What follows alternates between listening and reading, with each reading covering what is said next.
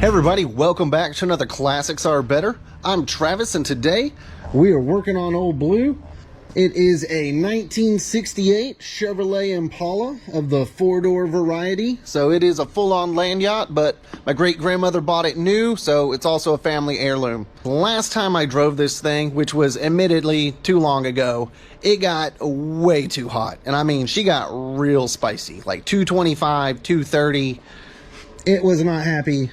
I was not happy. It was not good times. Thinking about it afterwards, I mean, it is the original clutch fan and radiator in here fighting against a Texas summer. It is just, it's tired, right? Well, hopefully I have the solution to the Impala's cooling issue right here in this box. I want to give a big shout out and thank you to today's sponsor, Alloyworks. They reached out to me to see if we could work together on any projects, and I instantly thought about the Impala's overheating issues.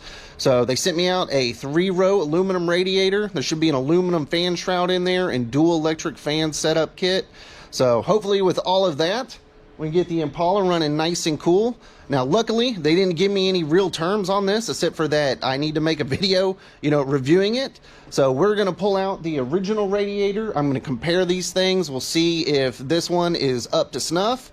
And then I'll get it in there and we'll see how it performs. And I can give you guys an honest review, but I'm pretty excited to start tackling this. So let's get after it. Let's see what's in the box. So it came with all the fan control stuff. But check this out. It came out of the box just like this. It is already put together. I most definitely thought that the fans would be loose and I'd have to connect them to the shroud and then bolt the shroud to the radiator and find hardware and all that stuff. But it is on there. It's tight.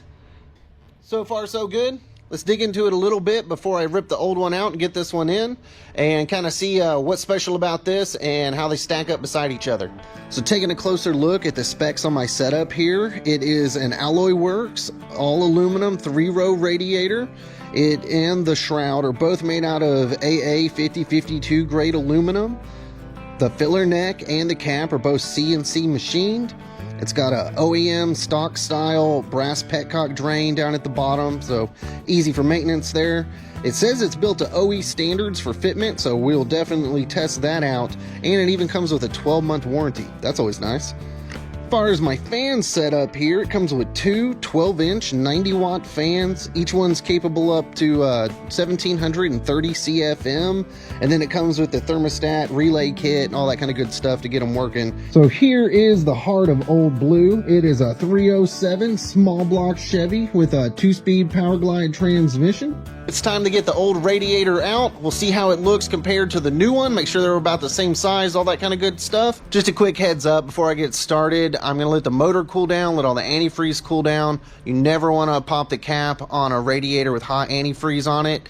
It can spray out and burn you, and burn you really bad. So better safe than sorry. Let it all cool down. First step's just going to be removing the radiator cap. Next thing is going to be draining the coolant. So normally there's going to be a petcock or some sort of release valve down on one of the bottom corners. If you don't have something like that to drain it, you're just going to have to remove the bottom hose, and just be warned that is a huge mess.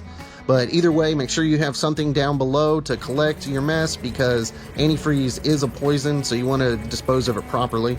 After that, disconnect the overflow hose from the top of the radiator. Next, I'm going to unbolt the fan shroud. It's just 4 half-inch bolts. That way I can get it pushed back out of my way. Next thing I'm going to do is disconnect the lower and upper radiator hoses. Just be aware there could still be a little antifreeze hidden in there. Look in those, make sure that they're still firm, that it's not rotting or bloated or anything weird like that. Replace them if you need to. And then disconnect the cooling lines to the transmission. And then I'll drain all the ATF out of the bottom of the radiator. Now it's time to get the old radiator itself out, unbolt it from the sides, and then when you pick it up, just be aware there's probably still going to be some antifreeze and some ATF in the thing, so just plan accordingly. Here they are side by side out of the car, so I got the tape measure out. They do appear to be the same size, so hopefully it won't be too much of a hassle dropping the new one in and getting it bolted up. As far as the orientation of everything, the hose ins and outs seem to be in the same location. Your cooling lines for the trans coolers down there, petcocks in the same location. So it should be pretty much like putting a stock one back in, just much more efficient. So I'm excited to get this thing dropped in and see how it does. Last thing I need to do is take out the old clutch fan here. So it is just held in by 4 1/2-inch bolts. Get those backed out, and then I should be able to pull the fan right off. Time to get the new radiator in. Hopefully it bolts up just like the old one did.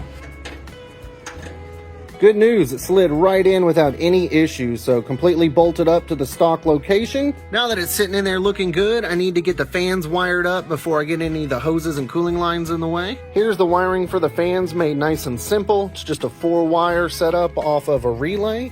So number 30 off the relay is my red wire right here, and that's just gonna run through a fuse and right to my battery. My black wire right here goes to my temperature sensor, and that will turn the fans off and on as I need them. That's number 85 off of the relay. The blue wire hooks to my fan, so I'm going to take both of the blue wires off the fans and combine them with this one. And then that is number 87 off of the relay.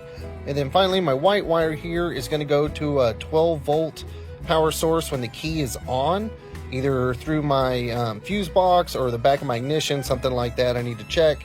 And then that is number 86 off of the relay.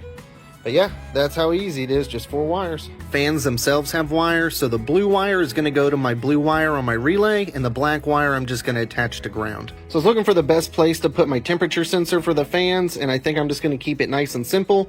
I'm gonna take this old thermostat cover off right here, and I'm gonna switch to a style like this that has the ports in the top, and that way I can just take my temp sensor, take this thing out right there, and boop, right in there.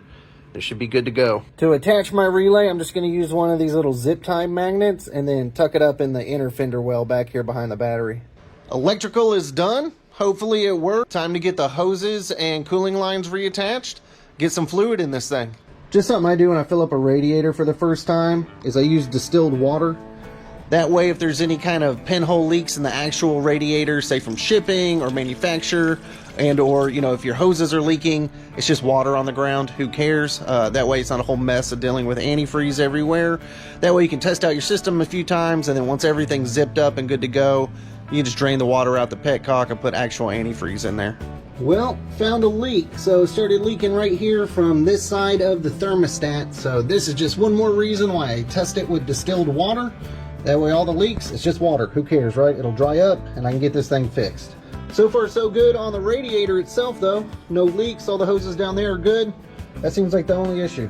Finally, my friends, got everything put back together so it's wired up. I got all the hoses in, got it wired inside, batteries back in. Should be ready to go. Now I'm going to run it at first with the cap off to let some air bleed out of the system, stuff like that. The only issue I got going now is that it is 33 degrees outside, so driving around this thing around is not really going to help. I've been having my overheating issues mainly while I was idling, so that's what we're going to do. I'm going to get it to idle here in the shop. I'll crack the door so it don't die, and we'll see if the new radiator and fans keep it cool.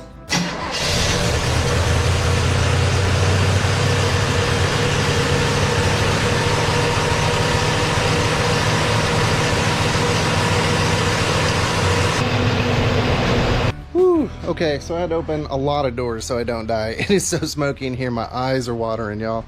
I'm calling this one a success, guys, so if you ignore this thing almost smoking me out of the building and the crazy high idle on the carburetor right now, the radiator and the fans, they did really good. So I let it run for about 20 minutes till I just couldn't stand it. My eyes were burning in here.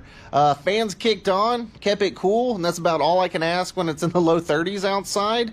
Now, I will torture test this thing this summer, going on a cruise, and it's like 106 out here. We will really see how it holds up long term. So I'll definitely have to check back in with another video.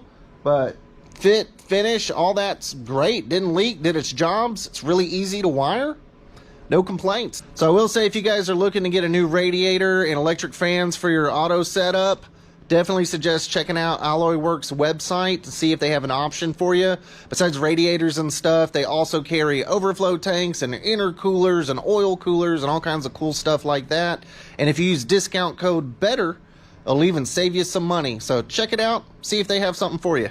As always, everybody, if you got any kind of value from this, I greatly appreciate it if you could hit that like or subscribe for me. It helps out a little channel like mine immensely. Other than that, I hope you guys enjoyed this. If you want to see more blue in the future, let me know. But get out there, get wrenching when you can.